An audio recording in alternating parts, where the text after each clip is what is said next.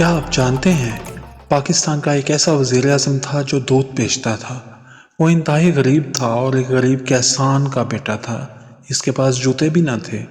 وہ وفاقی وزیر بھی رہا، قومی اسمبلی کا اسپیکر بھی رہا، پنجاب کا وزیر اعلیٰ بھی رہا، لیکن ان سب عہدوں پہ ہونے کے باوجود وہ اور اس کی بیوی رکشوں میں سفر کیا کرتے تھے۔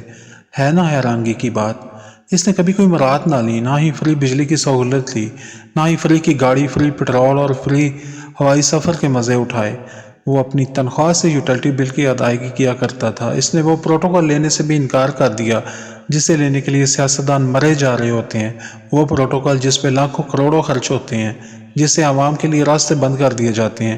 ان کو رش میں ذلیل ہونا پڑتا ہے۔ کئی مریض اس پروٹوکول کی وجہ سے بر وقت ہاسپٹل پہنچ نہیں پاتے اور جان کی بازی ہار جاتے ہیں۔ ویڈیو کو پورا دیکھیے گا اور میرا چینل یوٹیوب پہ محمد عرفان یونس نام سے سبسکرائب کر دیجیے گا۔ وہ ایسا بھلا مانس تھا کہ کبھی کوئی سواری دستیاب نہ ہوتی تو وہ گھر سے پیدل ہی وزیر اعظم ہاؤس کی طرف چل پڑتا۔ اس کا پہناوا بھی لاکھوں کی بجائے چند سو والا سوٹ ہوتا جو اپنی ذاتی جیب سے ہی خریدا کرتا تھا۔ اس نے ملکی خزانے پہ ذرا بھی بوجھ نہیں ڈالا۔ عجب سادگی کا پیکر تھا، اور اس پہ حیران کن بات یہ بھی ہے کہ آج تک اس پہ کبھی کوئی کرپشن کا کیس ہی نہ بنا۔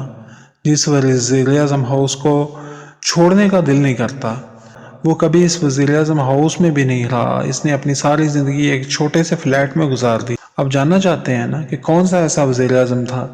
یہ وزیر اعظم ملک معراج خالد ہیں۔ ملک معراج خالد 1996-97 کے دوران نگران وزیر اعظم رہے، اور اس دوران انہوں نے بہت ہی سادہ زندگی گزاری۔ ہمیشہ پروٹوکول وغیرہ کو ایک سائڈ پہ رکھا۔ ان جیسا درویش صفت وزیر اعظم آج تک پاکستان کی تاریخ میں نہیں گزرا۔ 20 ستمبر 1916 کو پنجاب کے ایک چھوٹے سے گاؤں میں پیدا ہونے والے ملک معراج خالد 4 بہن بھائیوں میں سب سے چھوٹے تھے۔ انہیں بچپن سے پڑھنے لکھنے کا بہت شوق تھا۔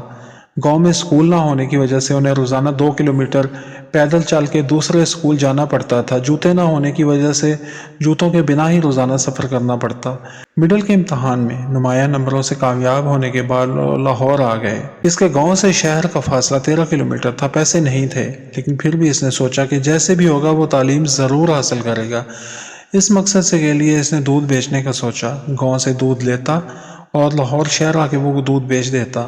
اس طرح اس کے تعلیمی اخراجات پورے ہوتے۔ کسی طرح ایک پرانی سائیکل کا انتظام کیا۔ صبح سویرے اٹھ کے مختلف گھروں سے دودھ اکٹھا کرنے کے بعد اس دودھ کو سائیکل پہ رکھ کے وہ سائیکل چلا کے لاہور آتا اور وہاں مختلف دکانوں اور گھروں میں دودھ دینے کے بعد مسجد میں چلا جاتا۔ اس کے پاس لاہور میں رہنے کا کوئی ٹھکانہ نہیں تھا۔ اپنے کپڑے وہ مسجد میں تبدیل کیا کرتا۔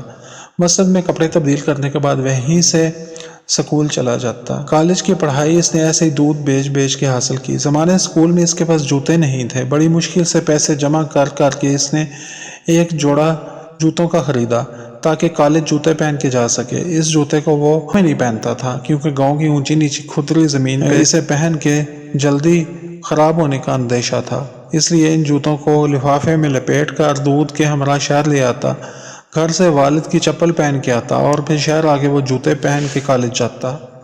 1935 میں اس نے میٹرک میں نمایاں کامیابی حاصل کی اور کالج میں داخلہ لے لیا۔ پہلے وہ سائیکل پہ دودھ لے کے آیا کرتا تھا، لیکن کالج میں داخل ہونے کے بعد دودھ ریڑے پہ لانے لگا۔ وقت گزرتا گیا اور اس نے گریجویشن کر لی۔ اپنے علاقے کا وہ پہلا گریجویٹ تھا۔ حالات کچھ بدلنے لگے تو اس نے باٹا کمپنی میں کلرک کی ملازمت کر لی تاکہ اپنے بڑھتے ہوئے اخراجات پورے کر سکے۔ ملازمت کے بعد اس نے LLB کرنے کا سوچا اور لاء کالج میں داخلہ لے لیا۔ 1946 میں LLB کی ڈگری حاصل کی اور 1950 میں وکالت شروع کر دی۔ کچھ عرصے میں ہی وہ لاہور کا ایک مانا ہوا وکیل کہلایا جانے لگا۔ اس میں انسانیت کوٹ کوٹ کے بھری ہوئی تھی۔ درد مند دل رکھتا تھا، لوگوں کی مدد کیا کرتا تھا اور مدد کے اس سلسلے کو مؤثر انداز میں جاری رکھنے کے لیے 1965 میں اس نے الیکشن لڑا، پیپلز پارٹی سے منسلک ہوا۔ وہ غریبوں کے لیے کچھ کرنا چاہتا تھا۔ اس الیکشن میں اسے کامیابی ہوئی۔ ایک نوجوان جو گاؤں سے اٹھ کر آیا تھا، اس نے اپنی غربت کے باوجود انتہائی جدوجہد کی اور مشکلات کے باوجود تعلیم حاصل کی اور اس کے بعد اس مقام تک پہنچا۔ ملک معراج خالد ذوالفقار علی بھٹو کے دوست بھی بن گئے اور ان کا شمار پیپلز پارٹی کے بانیوں میں سے ہوتا۔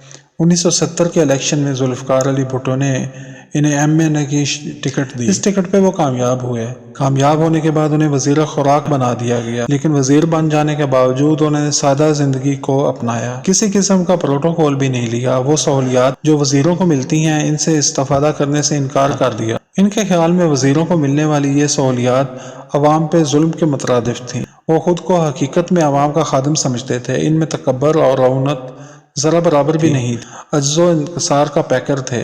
اس کے بعد 1972 میں سب سے بڑے صوبے پنجاب کے وزیر اعلیٰ منتخب ہوئے، لیکن ان میں کوئی تبدیلی رونما نہ ہوئی۔ وزیر اعلیٰ بن کے بھی انہوں نے کوئی پروٹوکول نہ لیا اور نہ ہی سہولیات حاصل کی۔ تب بھی بدستور وہ سادہ ترین زندگی گزارتے رہے۔ انہوں نے کبھی حدود سے تجاوز نہ کیا۔ ان کے خلاف کبھی کوئی کرپشن کیس نہ بنا۔ انہوں نے ہمیشہ میرٹ کو مد نظر رکھ کے فیصلے کیے۔ ان کی بیوی اسکول ٹیچر تھی اور لوگ حیران ہوتے تھے کہ خاوند کے وزیر اعلیٰ ہونے کے باوجود وہ یہ نوکری کیوں کر رہی ہیں۔ جب ان سے پوچھا جاتا کہ آپ یہ نوکری کیوں کر رہی ہیں تو وہ یہی جواب دیتی کہ میری نوکری ہمیشہ چلتی رہے گی، لیکن وزیر اعلیٰ کی سیٹ عارضی ہے، آج ہے تو کل نہیں ہوگی۔ وزیر اعلیٰ بننے کے باوجود انہوں نے سیکورٹی بھی نہیں لی۔ وہ کہتے تھے کہ مجھے سیکورٹی کی کیا ضرورت ہے، میرا کون دشمن ہے، میں تو خود عوام کا محافظ ہوں۔ بھلا کوئی سیکورٹی گارڈ بھی اپنی سیکورٹی رکھتا ہے؟ ایک عام انسان کی طرح وہ لوگوں میں گھل مل جایا کرتے تھے۔ انہیں دیکھ کے محسوس ہی نہ ہوتا کہ وہ وزیر اعلیٰ ہیں۔ وہ محلے کے چائے کے ہوٹلوں پہ بھی پائے جاتے تھے اور خریداری کے لیے عام دکانوں میں بھی چلے جایا کرتے تھے۔ ایک بار وزیر اعلیٰ کی حیثیت سے انہیں گورنمنٹ کالج کی کسی تقریب میں حصہ لینا تھا۔ مہمان خصوصی کے طور پہ انہیں بلایا گیا تھا۔ ڈرائیور کسی کام سے گیا تھا، اس کی واپسی میں دیر ہوئی تو وہ ہال روڈ سے خود ہی پیدل چل پڑے، سڑک سے رکشہ لیا اور رکشے میں بیٹھ کے کالج پہنچ گئے۔ کالج میں توقع کی جا رہی تھی کہ وزیر صاحب پروٹوکول کے ساتھ آئیں گے، کئی گاڑیاں ان کے ہمراہ ہوں گی، سیکورٹی ہوگی، استقبال کرنے والے منتظر تھے۔ جب وہ رکشے سے اترے تو انہیں دیکھ کے استقبال کرنے والے حیران رہ گئے اور پریشان بھی ہوئے کہ یہ کیسا وزیر اعلیٰ ہے کہ جس کا پروٹوکول ہی نہیں ہے، جو گاڑی میں بھی نہیں ہے، رکشے میں بیٹھ کے آ رہے ہیں۔ کاش کوئی ایسا وزیر آج بھی ہو۔ وہ بے حد درد مند دل رکھتے تھے، غریبوں کے کام آیا کرتے تھے۔ ان کی یہی کوشش ہوتی کہ سیٹ پہ بیٹھیں تو عوام کا بھلا کریں، تاکہ جس مقصد کے لیے انہیں اس منصب پہ بٹھایا گیا وہ مقصد پورا ہو سکے۔ وزیر اعلیٰ ہاؤس عام لوگوں کے لیے خواب کی حیثیت رکھتا تھا۔ لوگ چاہتے ہوئے بھی وہاں نہیں جا پاتے تھے۔ وزیر اعلیٰ سے ملنے ٹائم لینا پڑتا تھا، سفارشیں کروانی پڑتی تھی۔ کسی وزیر سے ملنا کتنا مشکل ہوتا ہے اس کا اندازہ آپ خود ہی لگا سکتے ہیں کہ جب کسی MNA یا سرکاری افسر سے ملنے کے لیے بھی آپ کو بار بار چکر لگانے پڑیں تو وزیر اعلیٰ تو بہت اوپر کی چیز ہے۔ لیکن معراج خالد نے وزیر اعلیٰ ہاؤس کو عام لوگوں کی آماجگاہ بنا دیا تھا۔ جو بھی چاہتا ان سے مل سکتا تھا بغیر کسی رکاوٹ کے۔ پہلی بار ایسا ہوا تھا کہ عوام کی رسائی وزیر اعلیٰ تک ہو گئی تھی۔ انہیں کوئی بھی مسئلہ ہوتا، کوئی بھی شکایت ہوتی تو وزیر اعلیٰ سے مل سکتے تھے اور ان کی داد رسی کی جاتی تھی۔ صرف ٹرخایا نہیں جاتا تھا بلکہ ان کا کام ہونے کے بعد ان سے پوچھا جاتا تھا کہ کام ہو گیا آپ کا، کوئی تنگ تو نہیں کر رہا، کسی قسم کی مشکل تو نہیں ہے۔ یہ ایک ایسا دور تھا جو غریبوں کی سنی جاتی تھی اور ملک معراج خالد ایک حقیقی وزیر اعلیٰ تھے۔ وہ نمود و نمائش کو بالکل پسند نہیں کرتے تھے۔ ان کا کہنا تھا کہ بس کام ہونا چاہیے اور کسی کو پتہ نہیں چلنا چاہیے۔